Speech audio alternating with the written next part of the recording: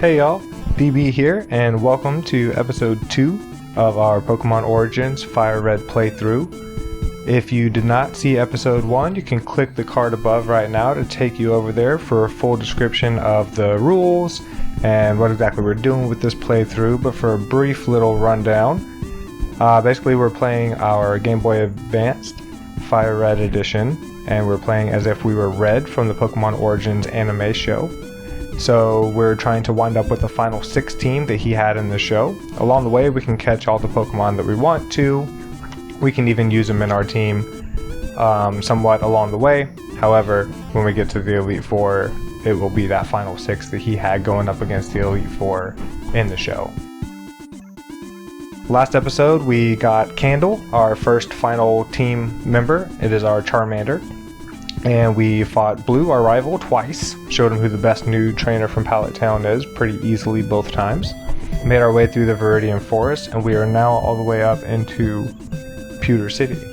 What we're doing right there was just grinding our Mankey up to level 12 real quick before we go into the gym. Because we want to put Candle out there first to get some experience. Swap into the Mankey to do the main battling against the rock type, so we want Mankey to be able to withstand against that first strike that they're going to have the possibility to throw when he gets put in there.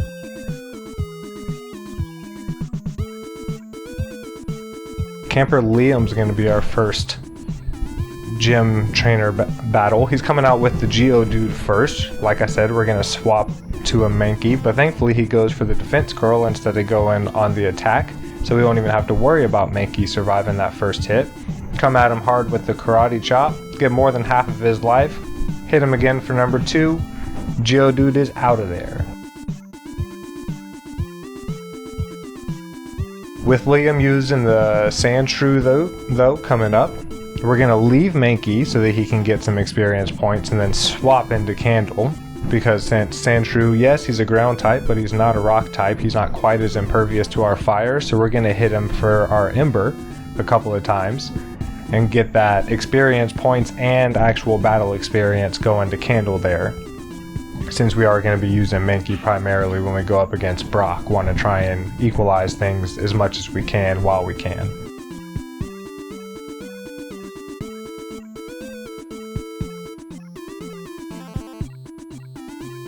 Obviously after that, we're going to run back to the Pokemon Center and get healed up because there's absolutely zero reason to go against Brock, not at 100% health. So you're here. I'm Brock. I'm Pewter's gym leader. My rock hard willpower is evident even in my Pokemon. My Pokemon are all rock hard and have true grit determination. That's right, my Pokemon are all the rock type. Wahaha! You're going to challenge me knowing that you'll lose? That's the trainer's honor that compels you to challenge me. Fine then, show me your best. So here we go. Leader Brock would like to battle our first official gym battle for a badge. He's going to send out Geodude. We throw out Candle to get some of that experience, but swap out into the Mankey. He's going to be our main workhorse for this gym. Once again, Geodude, instead of going for the attack on the Pokemon swap there, he goes for the defense curl, which is fine with us. Low kick doesn't do quite as much as I was hoping. He's not as big of a Pokemon to get that tiered attack. So we swap over to the karate chop, still does plenty of damage, being super effective against him, and we get that Geodude off the playing field in just a few moves. Candle gains a level, which is awesome. Also gets him a Metal Claw. So this got me thinking, let's bring Candle back in here, because that Metal Claw being a steel type move should be pretty good against Onix, so I want to see how strong it is. It definitely goes super effective, but does not do as much damage as I want. We get lucky that Onix misses the Rock Tomb there. We throw Mankey back out. He is a big boy though, so we go for the low kick. It does a ton of damage. We could do it a second time, but we just go ahead just for the sake of swapping things up, hit him with the karate chop to finish things off. And that right there is our first gym badge.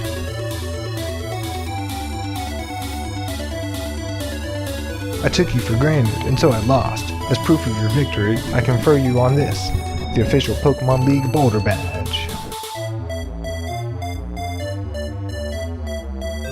So pretty awesome. As he's saying right there, the boulder badge just automatically makes our party stronger just by having it.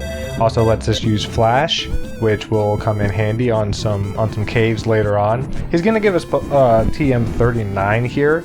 We will never use TM39. It's for Rock Tomb, but you know, like any good person that we are, if someone gives you a gift, even if you plan on never using it, you accept it graciously, you know. But so let's take a look at that new badge that we got, nice and shiny there, number 1 of 8 in our badge case. But it's a good start, only 2 hours in gameplay wise. We've already got the first badge. We're gonna get ourselves healed up because it's time to do some traveling. Professor Oak's aid's going to give us our run and shoes there, which will help because obviously the video is sped up for playback purposes for y'all, but I was playing it at normal speed, so getting those run and shoes really helps me get around a lot quicker. We're going to load up on some antidotes, on some Pokeballs, and on some potions to get us through, because like I said, we've got quite a trek coming up. We've got to get through Route 3, which is just littered with trainers, and then after that we're going to go on and go through Mount Moon and try and make our way all the way up to Cerulean City in this episode. So like I said, Route 3 littered with trainers. So this is a great time to get a lot of levels. So we're going to throw Candle out there in the beginning. Now that everybody's not just Geodudes and Onyxes, we want him to get as much experience as he absolutely can. We go flying through this first trainer here, this last Janice. She's got her 2 Pidgeys, but neither one of them are going to be much of a problem for us at all. We're going to enter Route 3 at level 13 with Candle. We've already got him up to a level 14 just with this one trainer, and I think if I remember right, we've got like 6 or 7 trainers to get through, so it's going to be quite a good bit of experience coming through here for us. This particular bug trainer said that he remembers us from the forest. I don't know what he thought that he did in that time period between now and then, that he would flip the script on us and it would be any different than it was in the forest. But it's not. He throws his bugs out there and we just burn straight through them. We do get another level off of him though, already up to a 15, so I appreciate you for that. I'm glad you remember me. I don't even know who you are. This youngster's going to come out with some Rattata and Ekans power here. The Ekans, you know, does okay, does not get taken down to the Ember at first, but the important thing about that Ekans there was it hit Candle with the Poison Sting, and Candle did not automatically get poisoned like Mankey would. So, silver linings all around as far as I'm concerned right now.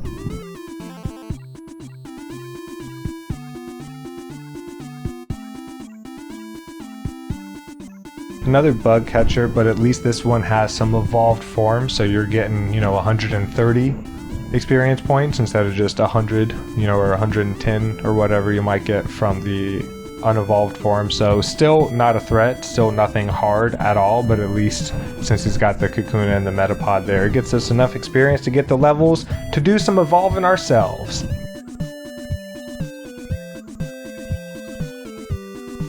And there he is. Look how strong Candle looks now. Evolved up into a Charmeleon. Looks like he is still ready to go, which is good, because even on his birthday, Charmeleon does work. He knows there's no days off, so he goes straight after Last Sally, get her attention, start burning through her Pokemon as well. This is the way he wants to celebrate his birthday, you know, that's on him. It's his day, he can do what he wants, and what he wants is to just absolutely destroy that Nidoran, apparently. So we get through the Last Sally here, come up against another bug catcher. Now at this point, I'm starting to think, alright, we've gotten through quite a few battles, probably should be healing relatively soon after this.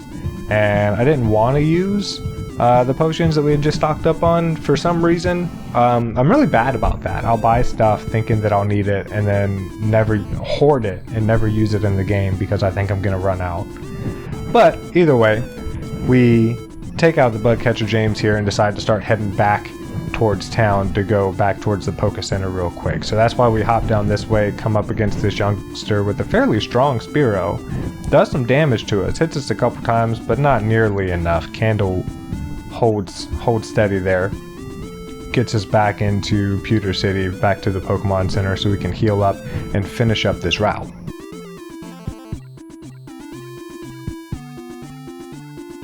Now, here's the embarrassing bit.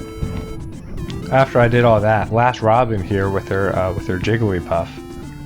Once again, level 14, fairly strong. You know, it's no pushover.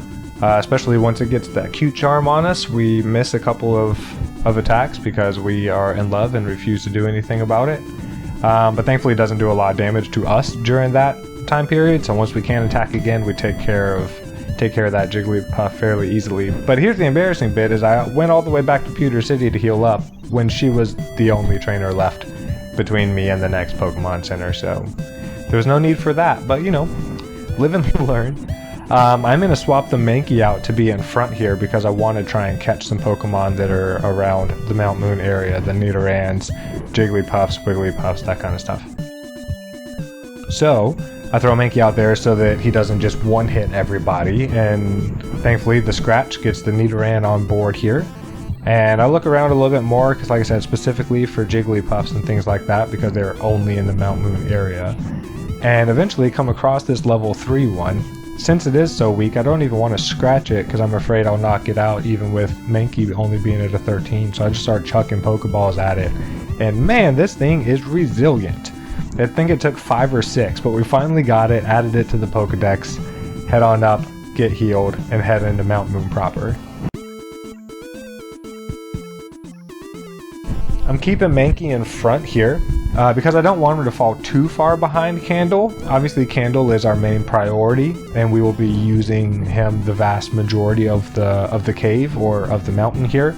But I don't want Candle to fall too far behind because our second gym that we've got coming up is a water gym, so we're not going to be at a type advantage, obviously, with Candle again. So I don't want Mankey being too far behind because I anticipate we're probably going to need to use him again against Misty.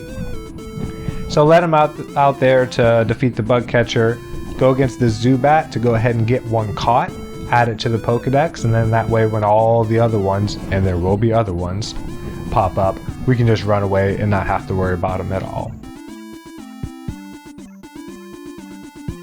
So we're letting Mankey go up against this Clefairy as well. We go for the Scratch just to kind of see what it's looking like, and then remembered, oh yeah, we've got the type pairing, so we're perfectly fine. Hit it with a couple karate chops, get the job done.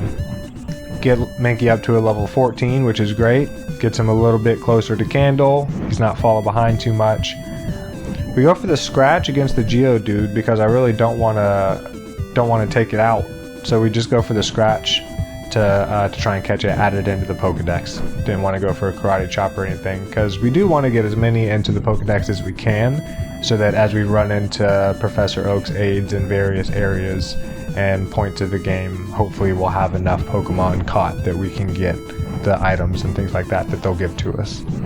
But we do have Mankey up a little bit, so we're going to go ahead and swap Candle back in front there.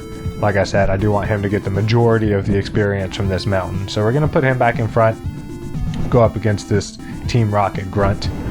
Thankfully, the Grunts tend to not be as type specific with where they're located as other trainers are, so it'll probably be a little bit less of the rock type. There'll be a lot of the Rattatas, a lot of the Ekans and Sandshrews and things like that. So they'll be a little bit easier for Candle to go up against rather than, say, the Hikers, who's going to come out with a Geodude and an Onix and things like that. So thankfully, Candle, like I said, didn't have too much trouble with that Team Rocket Grunt, and we run into a Clefairy pretty quickly as well. So we're going to scratch it down. It puts us to sleep, but no problem at all, because all we really want is just to catch it anyway. Add it into the Pokedex. I did forget that it put us to sleep, though. So when I come up against this Paris here, Candle is passed out, and I completely forgot about it. So we lost a couple of moves there to the Paris, but eventually it didn't do nearly enough damage to do any real problems or any real threat to us. We add it to our Pokedex as well.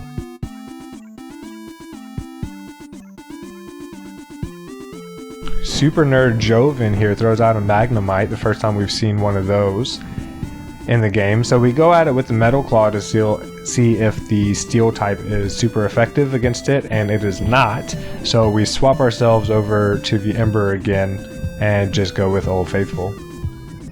The Voltorb takes 2, but thankfully he had the charge in between, so didn't hit us once, and we knocked him out before that charge could do us any damage either, so no problem at all really there for the Super Nerd, even though he came at us with a lot of different stuff that we hadn't seen so far.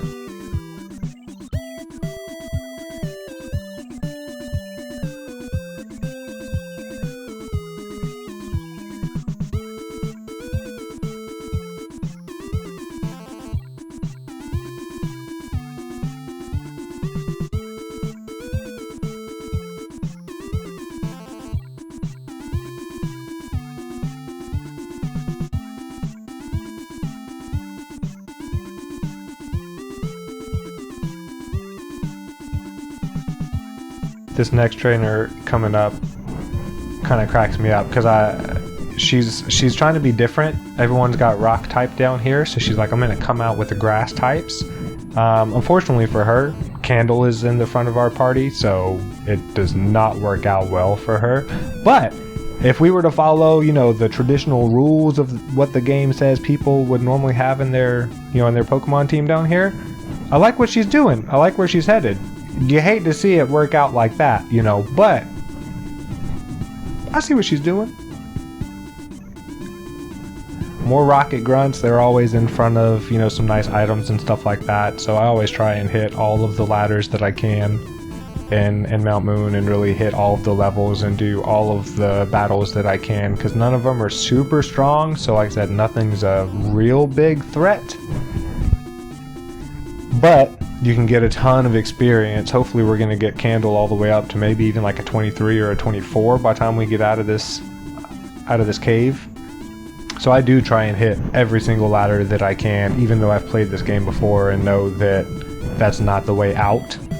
I will still do every one to try and get those precious experience points, especially when you're only getting 100, you know, or so per each battle, because you're going up against Caterpies and Weedles and Rattatas and things like that.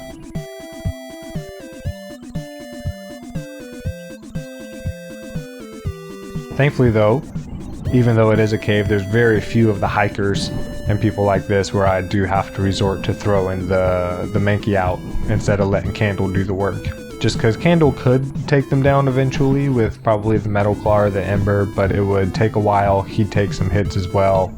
No real point in doing that, honestly. Especially, like I said, since we're probably still going to be using the Mankey to help us out against Misty, it helps to get some experience points with him and maybe even get him up to 15 by the end of this battle here. So, a little annoying, but in the long run, not a bad thing to have to go against a hiker every now and then.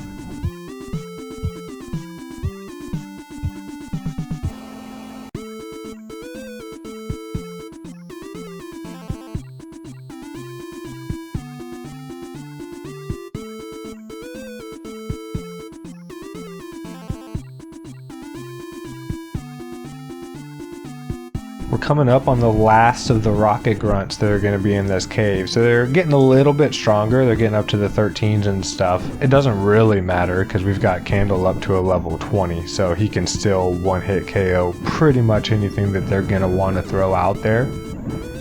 At least at this point.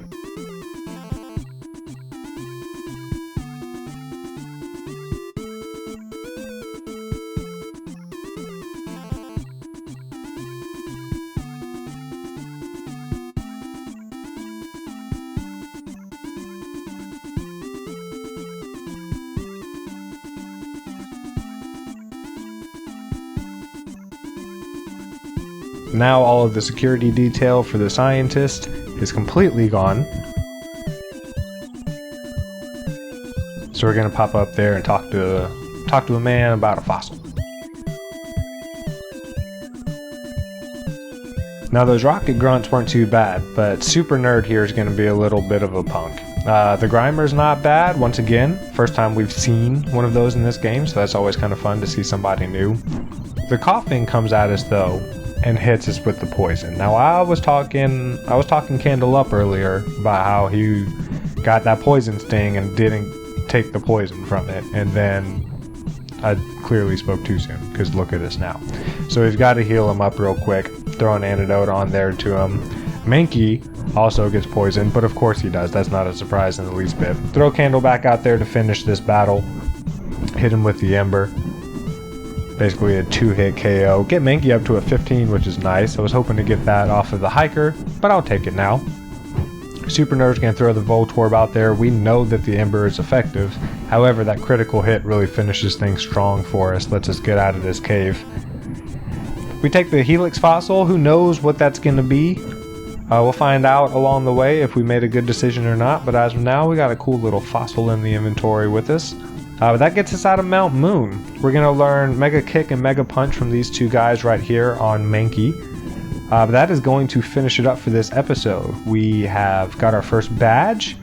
We evolved Candle. He's now all the way up to a Charmeleon, which is really exciting. We're working on getting into Cerulean City. We're going to be there as soon as we get done talking to these guys, get healed up, and we'll go see Misty and try for our second gym badge. Hopefully get that in this next episode. If you liked what you saw, hit the thumbs up and subscribe for future episodes.